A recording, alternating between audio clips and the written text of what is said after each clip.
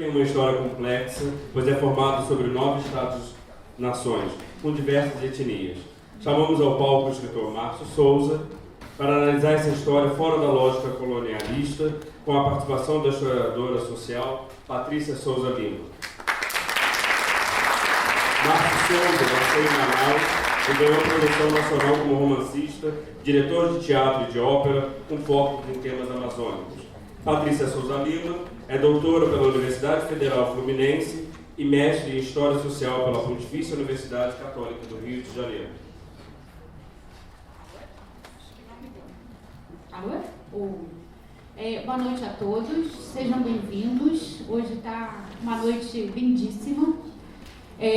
Se vocês apurarem o ouvido, a gente começou com alguns cânticos indígenas e africanos. Então, eles ainda estão aqui um pouco ecoando, né? E vão conversar um pouquinho com a gente. Depois a gente colocou lá alguma maquiagem, né, de urupum, porque o antropólogo que a gente conheceu aqui, ele era de ir para a tribo, né, e se vestir qual tribo. E é um pouco assim que a gente tem que entrar na Amazônia também, né? A gente tem que botar alguns enfeites, né, algumas miçangas, e a gente vai conversar com um super entendedor da Amazônia, né? Márcio Souza. A gente está aqui num duplo tema, né? Numa questão da memória, e a história do Márcio Souza com o Amazonas, por mais que ele tenha ganhado o mundo, né? Ele representou o Brasil em diversas instituições fora, né? Se formou pela USP, escreve não só história, mas escreve também teatro, escreve também ópera, olha só. E então, o nosso primeiro veio aí de memória é um pouco a gente conhecer quem é Márcio Souza, porque eu escutei sua voz de lá, né? Já conhecia você, o prazer estar aqui nessa mesa, por isso, né? Quando a Cristina me convidou, agradeço, Cristina. É um prazer você estar dividindo com alguém que você admira. Então, o seu campo chegou aqui. É até bom que a gente pega a Transamazônica, né, Antônio Torres, né? A gente pega e a gente faz essa visita. Então, primeiro uma questão de memória, você se apresentar um pouquinho mais, né? Que memória é essa da Amazônia que ecoa por todos os lugares que você vai, né? Como é que você conta e como é que as pessoas leem essa memória no mundo? E uma outra questão também é a questão da diversidade. Essa diversidade da pátria e da água, ela é muito marcante. Diversos povos, diversas pessoas, uma Amazônia que é tão desconhecida da gente, né, que já quis alçar voos maiores com a cabanagem da vida, o Grã-Pará antes até. Então, assim, o que mais de diversidade da Amazônia você pode trazer um pouquinho para a gente nessa sua apresentação? Bom, atendendo o seu pedido, eu vou dar mais detalhes, digamos, da minha vida, né, de amazonense. Meu pai era operário, minha mãe do lar, com perdão da má palavra, e a nossa família é uma família judaica, tem origem, a parte do meu pai de Portugal. Quando eles foram expulsos, eles foram para o Marrocos, ficaram 500 anos no Marrocos, e a partir de 1810 começaram a emigrar para a Amazônia. E ano retrasado, a comunidade lá na Amazônia, de judaica em Belém, Manaus e em outras cidades, comemoramos 200 anos de Amazônia. 50 anos depois vieram os árabes todos, tanto judeus e árabes, todos súditos do Império Otomano. Provavelmente por isso que nós entramos com maior facilidade na Amazônia, porque tínhamos o passaporte do Império Otomano. Então, como pelo nariz não dá para distinguir quem é judeu e quem é árabe, eles entraram com a maior facilidade. Depois já era tarde demais. Construíram uma civilização importante. No caso da minha mãe, já ela vem de uma família judaica espanhola. Eles foram expulsos da Espanha, mas eles continuaram na Espanha, não lá. eles fugiram para o Peru. Ali eles ficaram até chegar à Inquisição, que foi muito violenta no Peru, e eles fugiram a pé, caminharam o território naquela época, pelo fato do Dom Sebastião ter morrido em combate, era uma coisa só, era Espanha, tudo Espanha, então era facilmente atravessado, que seria uma fronteira, alguns anos depois, e foram se instalar um pequeno povoado no município de Tefé atual. Hoje é independente, esse município é o município de Alvarães, mas na época que eles chegaram lá, o nome do município era Caiçara. E eles trabalharam ali. Quando começaram a chegar os judeus, a partir do começo do século XIX, eles acolheram muitas famílias lá nessa região. A família da minha mãe continua lá. Os Cevalhos continuam lá, nessa cidadezinha. E eles são pescadores, trabalham no extrativismo, ganham dinheiro com isso. E outras famílias judaicas que moram lá. Minha mãe foi para Manaus porque o meu bisavô, um dia chegou, me chamou meu bisavô e disse: eu não quero mais ninguém analfabeto aqui. Minha avó falou para ele: você compra uma casa em Manaus, eu vou levar essas meninas, eram 3, minha mãe ainda era criança, tinha 8 anos, e 2 tias da minha mãe, que também ainda eram adolescentes, né? Então ele comprou uma casa num bairro popular de Manaus, e elas foram para Manaus, onde estudaram. O meu pai acabou conhecendo a minha mãe porque o meu avô também trabalhava com navegação. Ele era comandante de barco, o meu avô materno, e também trabalhava com isso. Então, conversavam e acabaram que o meu pai conheceu a minha mãe, e se casaram lá. E o meu pai tinha sonho de ser engenheiro, não tinha essa universidade lá. Ele tinha passado para estudar na Alemanha, mas em 1933 não era muito saudável os judeus ir na Alemanha. Então ele não pôde ir e foi ser gráfico. Ele era gráfico, como ele dizia: meu filho, não se preocupe, não, eu sou gráfico, e o gráfico é a aristocracia do proletariado, porque tem que saber ler e escrever para ser gráfico. Meu pai tinha um senso de humor muito judaico também. E a minha casa sempre foi cheia de livros. Minha mãe, meu pai eram leitores, minha mãe uma leitora assim voraz. Meu avô me dava muito livro também. E eu me acostumei com o livro. E outra coisa, a gente tinha uma educação muito esmerada em Manaus, que era um sistema educacional criado pelo Dom Pedro II para estabelecer a língua portuguesa na região amazônica. Porque quando o poeta Gonçalves Dias, numa missão para o Dom Pedro II, voltou para o Rio de Janeiro e disse ao imperador que ninguém falava português lá, só Lingatu, que é a boa língua, o país que tinha um território em que não se falava a língua nacional, era um território perdido. Então, o Dom Pedro II criou o sistema escolar que, de certo modo, começa a ressurreição da Amazônia depois da tragédia da cabanagem. Mas essas histórias são histórias que a minha geração ouvia em casa, né?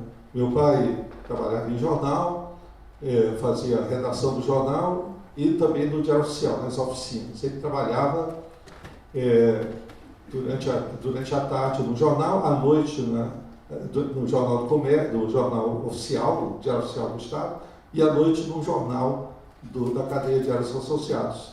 E ele dormia de manhã, das 6 da manhã, quando ele chegava, até a hora do almoço. Em casa a gente não podia gritar, não podia correr para não acordar, a casa era pequena. E nós compreendíamos isso. Essa Manaus, ela não existe mais. Mas antes, essa Manaus tinha ainda herdado a estrutura urbana deixada pelo ciclo da borracha. Manaus teve uma das estruturas urbanas mais modernas e avançadas. Só que nesse período, no final dos anos 50 e início dos anos 60, final dos anos 50, realmente, não tinha eletricidade. já tinha tido eletricidade, mas com a queda da economia, com o empobrecimento da cidade, deixamos de ter eletricidade. Existia um sistema de serviço chamado Cabo C, que era assim: você ia casar a filha, queria fazer uma festa, ia lá na companhia da eletricidade e pedia para eles ligarem a luz na sua casa. Eles iam lá, ligavam, mas só rico podia fazer isso. À noite, você tinha que andar com lanternas. Parecia Guerra nas Estrelas, com aqueles sábados de luz assim na rua. Era Manaus nesse período. Mas o mais interessante é que na minha casa, qualquer um, até mesmo as crianças, tinha o seu candeeiro. Tinha que cuidar, colocar o querosene, ver se a manga estava tudo direitinho. E eu me lembro lendo Balzac, lendo Dostoiévski, numa época que não tinha eletricidade, e me sentindo perfeitamente em casa quando eles ligavam o candeeiro, acendiam as velas. Isso para mim era normal, você ter isso. Até que em 1960 volta a eletricidade. Tem um período de melhora, o governo brasileiro paga a indenização pelo Acre, porque parte do território do Acre era do estado do Amazonas, quando foi criado o território do Acre, e isso melhora as finanças do estado.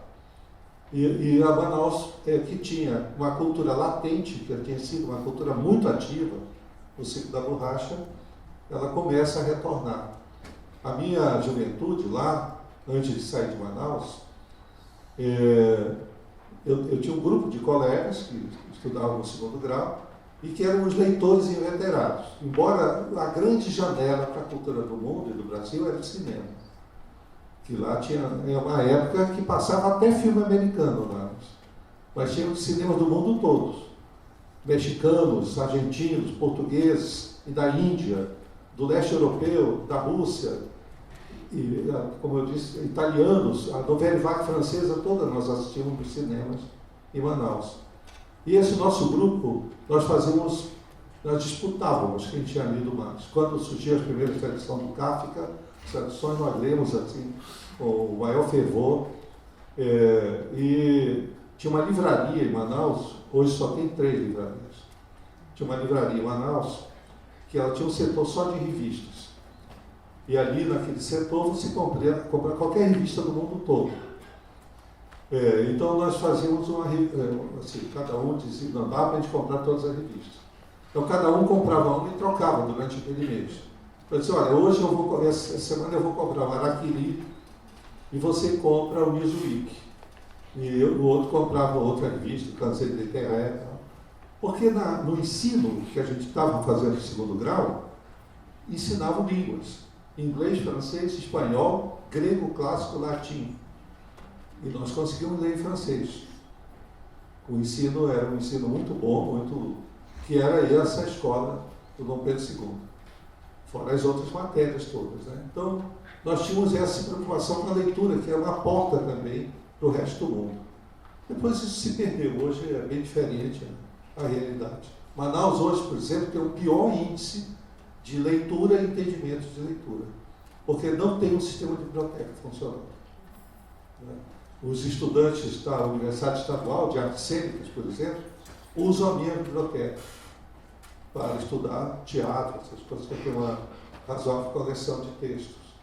E eu tenho que fiscalizar, porque eles são sem vergonha, senão eles acabam afanando, especialmente os livros ilustrados. Né? Mas não tem problema, eles vão lá em casa, ficam. Então essa foi a minha formação. Agora, um detalhe, eu sabia tudo da literatura francesa, mas não sabia nada do Brasil, nem da Amazônia. Você podia nascer em Manaus, crescer, sem sair de Manaus e não saberia nada. E eu fui abrir os olhos quando eu fui estudar em São Paulo. Porque meus colegas, os professores perguntavam e eu não sabia responder direito. Uma vez, quando eu estava no segundo grau, o pai de um colega nosso convidou a sala inteira para passar as férias de julho numa cidade que hoje você consegue chegar em 2 horas de carro. Mas naquela época era de barco, fazendo a volta pelo Rio Negro, depois pegando o Rio Amazonas. O nome da cidade é Manacapuru. Você levava umas 4 horas e meia para subindo e descendo o rio, mais ou menos a mesma coisa para ir lá. Eu não queria ir, mas a pressão social dos colegas, né, eu acabei indo. Eu levei 2 livros. No segundo dia eu já tinha lido os 2 livros, porque eu não tinha nada para fazer, então eu ficava lendo. De manhã a gente jogava futebol, à tarde, depois do almoço, o pai do colega alugou uma casa para a gente, mobiliou. Eu ficava lendo, não tinha nada para fazer na cidade. Não tinha jornal, não tinha rádio, nada. Era isolada do mundo, completamente. Não tinha rádio. E aí, quando eu li os 2 livros, eu me lembrei também que naquela sexta-feira, isso era uma terça-feira, era o segundo dia que eu tinha chegado. Na sexta-feira, eu estreava no cinema um filme com a Jane Morrow. Aí eu falei, eu vou perder a Jane Morrow. Ele só passava um dia, porque no outro dia já era um outro filme que passava. Era Ascensor Marcada Falso, esse filme. Eu não podia perder isso. Aí eu fui no Porto. Nessa época você não comprava passagem. Você tinha que conhecer o dono do barco para ele te levar. E em 2 segundos o pai do meu colega já sabia que tinha um colega dele querendo ir embora. Aí ele foi lá no Porto. Aí ele falou, o que está acontecendo? Estão te maltratando? Eu falei, não, o senhor é um fidalgo, mas é que eu preciso ir para Manaus. Que eu preciso me encontrar com a Jane Morrow. Ele morreu e deve estar pensando que era minha namorada. E aí ele ficou preocupado com aquilo, pagou a passagem por um barco cheio de caixas de cerveja vazia, indo para Manaus para pegar um novo carregamento.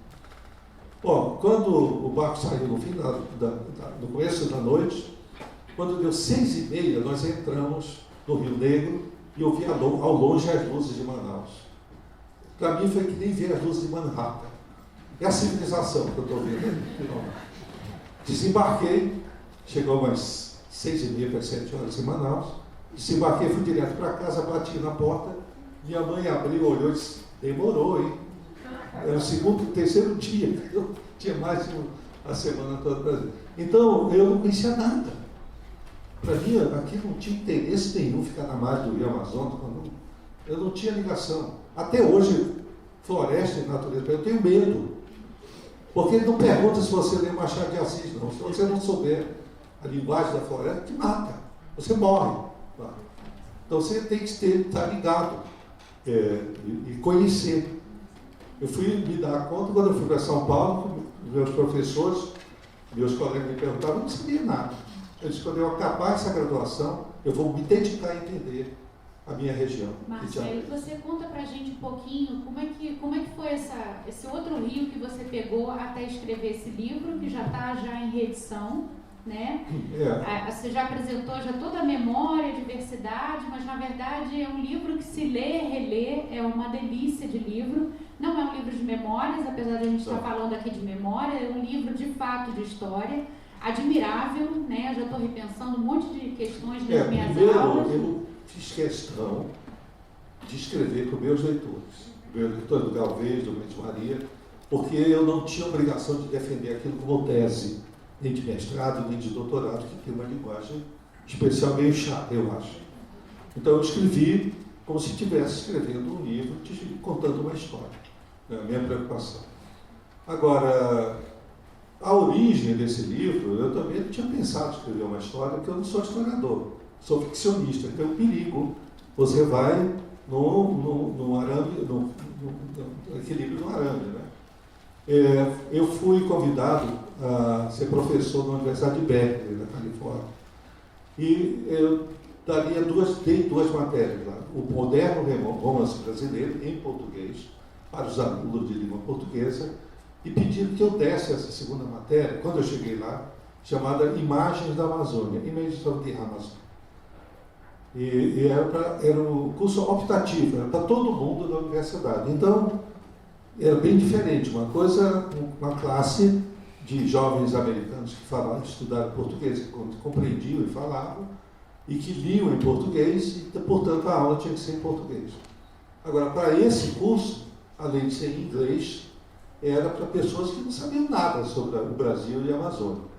Eu tinha que ter e você lá é exigido em qualquer universidade um programa depois. E eu preparei, mas fui com a minha diretora e disse, olha, eu estou com um problema, eu não tenho material, eu não tenho bibliografia.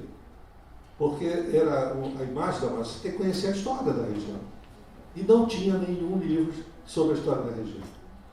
Os 2 livros que eu encontrei lá na biblioteca foi um de um jornalista que se chamava História do Rio Amazonas. Eu li o livro. A matéria maior, o capítulo maior é do Roosevelt, do Ted Roosevelt, na Amazônia, descobrindo o Rio das Dúvidas, que a gente já sabia de longa data que existia. E ele deram esse prêmio para ele, puxando o saco dele, que ele tinha descoberto o Rio das Dúvidas. E depois, mais nada, não tinha um capítulo sobre a cabanagem, sobre o ciclo da boa, não tinha nada. O jornalista descrevia a viagem dele. Sabe? E eu fui falar com ela, disse, olha, você tem 3 meses para preparar esse curso. E você está aqui numa universidade que é rica em bibliotecas. Só para os alunos tem 3 grandes bibliotecas. Fora onde os livros de obras raras, a Bancroft, que é espetacular. Então você tem 3 meses. Eu fui, estudei e fiz um opúsculo de 120 páginas, chamada A Brief History of the Amazon. E os alunos gostaram muito, serviu muito do material didático para uma espécie de roteiro, e era a única bibliografia que eles tinham ali. Eventualmente outros temas eu levantava, eles iam procurar, mas da Amazônia mesmo não tinha. E muitos professores pediram, eles tinham o número certo dos alunos, eles tiveram que imprimir alguns outros números, que era o único, assim, um roteiro sobre a história da Amazônia. Quando eu voltei para o Brasil, eu tinha uma editora, Marco Zero, era sócio da Marco Zero. Então, meus sócios disseram, vamos publicar. Eu peguei e publiquei. Ele foi muito bem elogiado pela crítica, acho que foi a última vez que eu fui elogiado pela revista Veja, nesse livro. Depois entrou aquele rapaz que mora em Veneza, que gosta muito do Brasil, não me lembro o nome dele, esqueci. Isso, esse é. O pai dele já era um boquirroto, ele entendia de tudo, ele também entende para burro, de tudo. E ele não gosta de literatura brasileira. Então, o livro vendeu bem, mas eu achei que estava muito elementar o livro, acho que eu podia fazer melhor.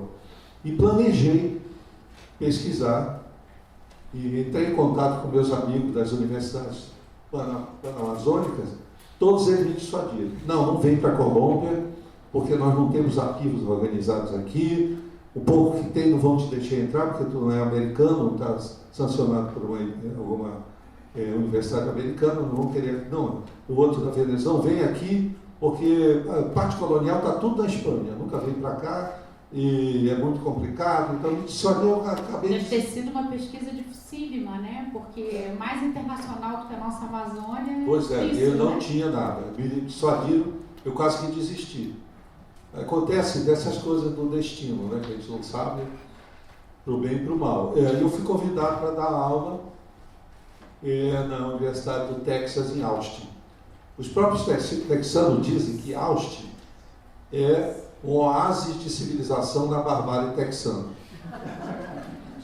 E de fato, Austin é um oásis. Primeiro, é uma cidade planejada, tem muita música de todo tipo lá. Tem uma formação, uma escola de artes cênicas que formou grandes atrizes do teatro e do cinema. E eu chego lá e os professores das universidades americanas têm suas salas, seus escritórios. E ali na Universidade do Texas ficava num prédio, logo na entrada do campus, onde funcionava a biblioteca, que é o Centro Teresa Lozano, que foi construído por uma milionária texana, mas mexicana. Ela ficou rica lá, então ela patrocinou isso. E ali tem um centro de informação, todo indexado em computador, que é o maior arquivo sobre a Amazônia que tem no mundo. E é uma coisa assim, você entra no verbete Belém, vem 250 mil itens de informação. Né? E aí, aquele 1 ano e meio que eu fiquei lá, fiquei morando lá, digamos lá. Eu ficava lá até às 6, ia dar aula, e eu entrava lá até me expulsarem para fechar a biblioteca.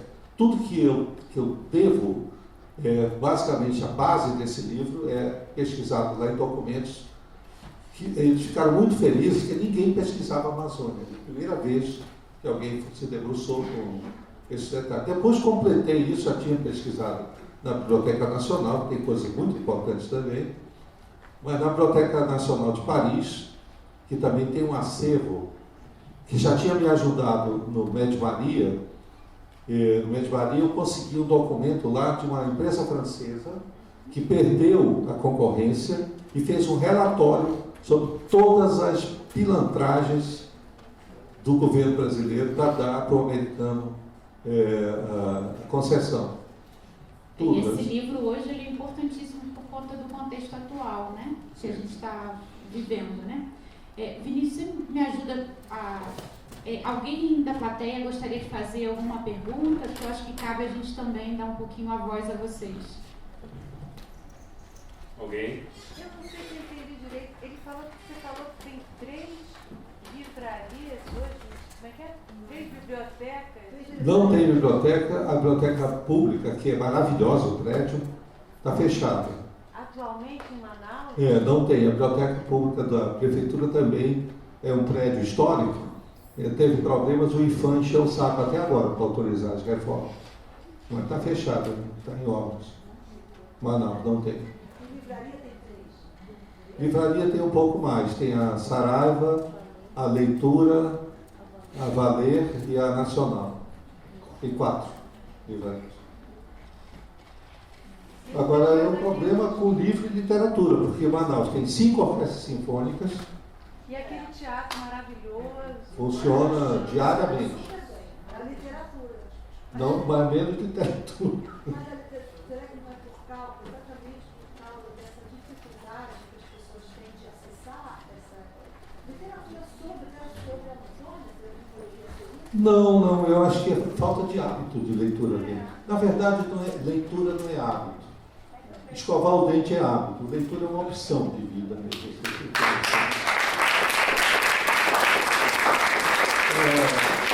É uma peculiaridade de Manaus. Manaus, ela tinha, quando a Zona Franca foi implantada, ela tinha 250 mil habitantes. E começa, para ter uma ideia, isso em 68. Em 70 já tinha 600 mil habitantes. Ou seja, as autoridades tinham que ter acendido todas as luzes vermelhas para poder ter uma política de migração. Hoje, Manaus tem 2 milhões e 300 mil habitantes, dos quais os nativos de Manaus são 300 e poucos mil. Essa outra população, ela foi com sonho para Manaus. Migrantes daqueles bolsões de miséria em torno da Amazônia. Os maranhenses chegavam lá do interior, eles não tinham nem certidão de nascimento. Eles ganhavam, já subiam de vida, porque o médico olhava a cada etária, estimava a idade e eles ganhavam a certidão de nascimento, carteira de identidade e de eleitor, no Porto de Manaus. Então, hoje, é a 4ª geração desse pessoal que foi sonhando com trabalhar na Zona Franca, nas indústrias da Zona Franca. A economia do Amazonas é basicamente industrial. Todos esses aparelhos de TV, tal que seja, é tudo fabricado lá. E algumas peças já criadas lá, algumas inovações. Para trabalhar no distrito tem que ter no mínimo o 2º grau completo. E a maioria desse pessoal não tem. Apesar da oferta de escolas, tem bairro lá que numa avenida só tem 5 escolas do 1º e 2º grau. Mas de alguma maneira esse pessoal não sente tesão para estudar, não tem um estímulo familiar. Eu já vi muitas histórias estranhíssimas dos professores.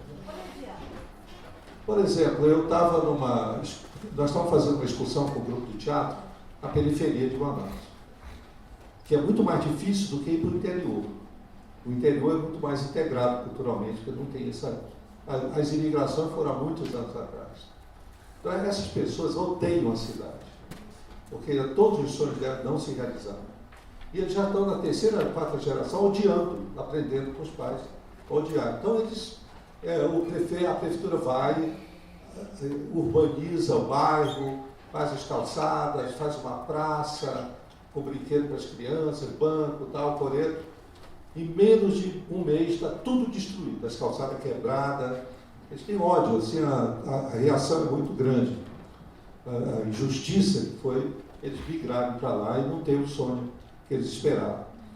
E eu vi uma gestora, porque agora não tem mais diretora de escola, é uma gestora.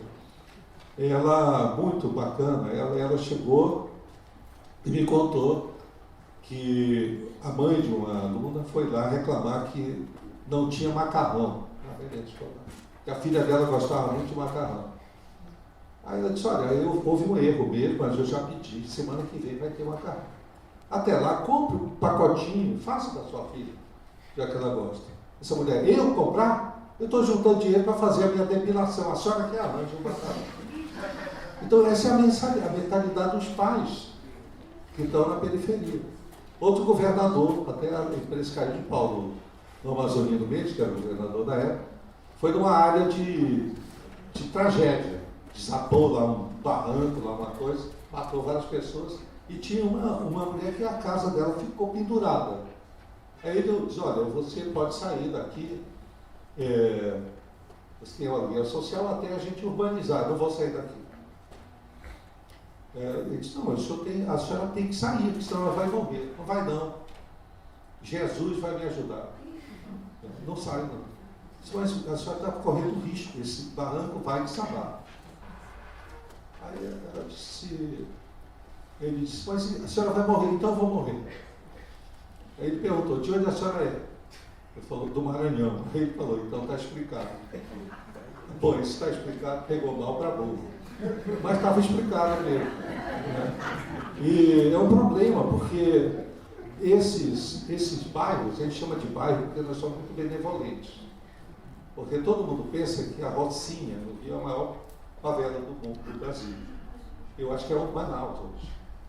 Porque a população, na sua maioria, mora nesses bairros terríveis. E o nível educacional baixou muito. Primeiro com a política da ditadura, né? E depois, eu não sei o que foi acontecendo, aquele mercadante que foi ministro da Educação, ele falou que o problema é que tinha matéria demais que confundia a cabeça dos alunos. Deve confundir a cabeça dele, né? Porque ele é notório idiota, né? Parece um bandido mexicano com aquele bigode. Márcio, a gente tem duas perguntas, pode ser as duas e aí você responde? Bom. Vinícius, vamos fazer uma rodada das duas? Eu, talvez para a mesa, eu queria saber como que a gente pode fazer para integrar a história da Amazônia com a história do Brasil, né? Porque a gente percebe que nos livros didáticos, sobretudo aqui no Rio de Janeiro, no centro-sul do país, a Amazônia se resume apenas à cabanagem. Eu falo isso por experiência, porque eu vim de Manaus, sou de Manaus, e vim fazer o mestrado aqui no Rio, e vou começar o doutorado, e nas aulas, os alunos não conheciam nada da história da Amazônia. Eu falo isso especificamente sobre a Amazônia, por causa nem nos livros didáticos eles tinham assunto sobre, tinham essas temáticas, e a cabanagem era 5 linhas, 4 linhas. Então a minha ideia é pensar o que vocês acham de como que a gente fazer para integralizar a história da Amazônia como um todo, né, como uma região grande, a história do Brasil.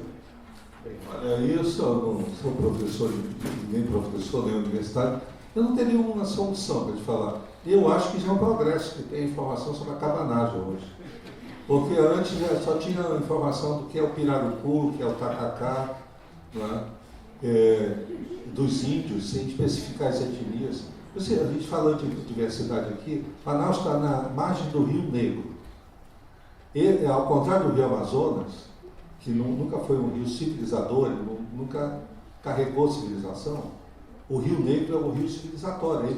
O Rio Negro... Fazia um comércio com Cusco. Pois é, o Rio Negro... Sabe o que é isso? Eles permitiu a descida do ser humano até a América do Sul, eles vieram pelo Rio Negro. Hoje, a região do Rio Negro, onde está Manaus, além do português e espanhol, são falados 32 idiomas das etnias da região, de vários troncos. Ali no Alto Rio Negro, onde tem a única província indígena do Brasil, que não é artificial, foram os povos, as etnias ali que construíram, que é São Gabriel da Cachoeira, o maior município do Brasil, as crianças recebe o ensino até os 8 anos da língua materna, com material didático fornecido pela Secretaria de Educação do Estado. É uma política que já vem dos anos 70. Depois dos 8 anos, eles entram no currículo brasileiro. O índice de analfabetismo em São Gabriel é baixíssimo. Além disso, eles morrem de rir da gente, porque cada índio dali, no mínimo, cada etnia dali, no mínimo, fala 5 línguas. Além do português, ou do inglês, ou do espanhol, dependendo se está perto da Guiana Inglesa ou da Colômbia ou Venezuela, fora a língua do pai e, eventualmente, o Lingatu, que é a língua geral, que é a boa língua. O Exército, por exemplo, aqueles oficiais que trabalham com os praças, com os sargentos e os cabos, eles têm que falar Lingatu.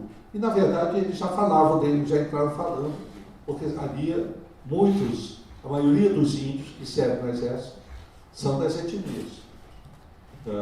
Então, a integração da história da Amazônia ainda vai levar muito tempo. Porque, primeiro, ninguém quer relembrar o que aconteceu de fato lá para o Grão-Pará acabar e virar a Amazônia. O massacre de 40% da população, ordenado pelo Regente Feijó. Em segundo lugar, a entrada de um material didático aqui precisa mais do que isso. Tem uma autocrítica, né? A começar pelos paulistas, que foram responsáveis por isso. Porque o Regente Feijó era um provocador, era um caipira, falava porta, né? e não sabia nem calçar sapato. Esse cara foi o regente do Brasil e decidiu que o Império tinha que atingir até a região amazônica, que não pertencia ao Império do Vice-Rei do Brasil. O Grão-Pará era uma administração colonial direta de Lisboa. 2 azares ocorreu, senão hoje seria uma democracia representativa mais adiantada. Primeiro azar é que foi durante a expulsão dos portugueses de lá pelos patriotas do Grão-Pará, que queriam criar lá uma república com Senado, uma república inspirada pelos ideais da democracia que vem da Revolução Francesa.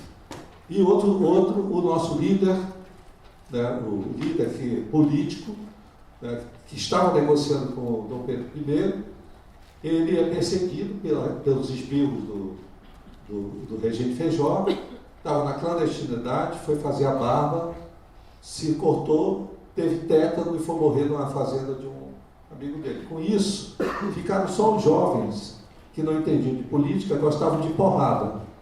Foram eles que levantaram o povo. No dia que morreu o Cônego Batista Campos, foi no dia 31 de dezembro de 1835.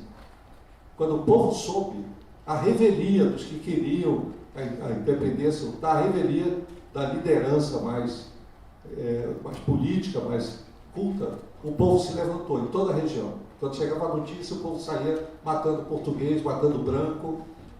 Basicamente era uma rebeldia étnica de tanto sofrimento sofrido que passaram esses povos, essas etnias.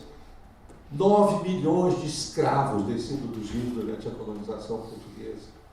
Então, era muito... pouco o Grão-Pará, quando se estabelece, como a Marquês de Pombal, cria legislação protetora da população étnica. Quando o povo toma o poder em Belém, em 1835, é abolida a escravidão. E um escravo é nomeado ministro. Uma mulher ministra da área cultural e educacional. Era muito avançado. O que aconteceu, para a gente entender, é que a cabanagem acontece 2 décadas antes da Guerra da Secessão, nos Estados Unidos. E os ideais defendidos nesses 2 momentos da história da América eram muito semelhantes.